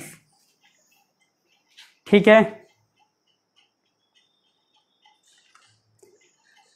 Third ionization energy मुझे हाईएस्ट चाहिए, IE3 मीन्स सेकेंड से थर्ड जाने पर मुझे ज़्यादा एनर्जी देना होगा, सेकेंड से थर्ड जाने पर मुझे ज़्यादा एनर्जी देना होगा। तो मुझे यहाँ पे ढूंढना है 2 इलेक्ट्रॉन निकालने के बाद किसका सबसे ज़्यादा इलेक्ट्रॉनिक कॉन्फ़िगरेशन अच्छा आता है। 2 इलेक्ट्रॉन निकालने के बाद किसका सबसे ज़्यादा इलेक्ट्रॉनिक कॉन्फ़िगरेशन अच्छा आ रहा है। तो 2 इलेक्ट्रॉन यहाँ से निकाल दूंगा, पहले एक निकालूंगा फिर दूसरा, तो मैं डायरेक्टली कर रहा हूँ, एक निकालूंगा उसके बाद दूसरा, एट ए टाइम 2 नहीं निकाल सकता। तो 2 निकालने के बाद क्या आएगा, ये इसका आ जाएगा D4, एक पहले S1 निकलेगा फिर उसके बाद D5 से एक निकलेगा, यहाँ पे आ जाएगा 3D2, इसका आएगा 3D5, इसका आएगा 3D6, +2 ऑक्सीडेशन स्टेट की बात कर रहा हूँ सभी का।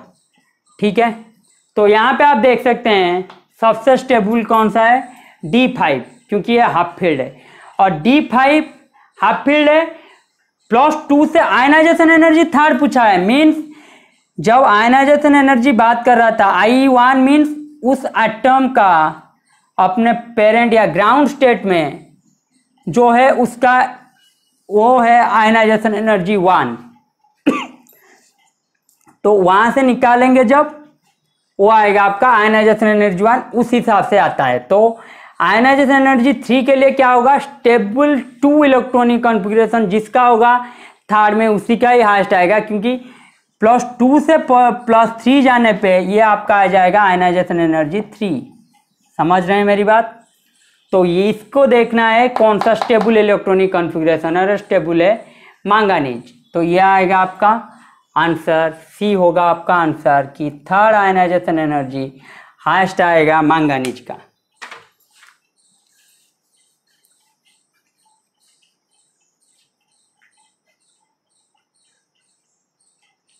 आज के लिए इतना ही।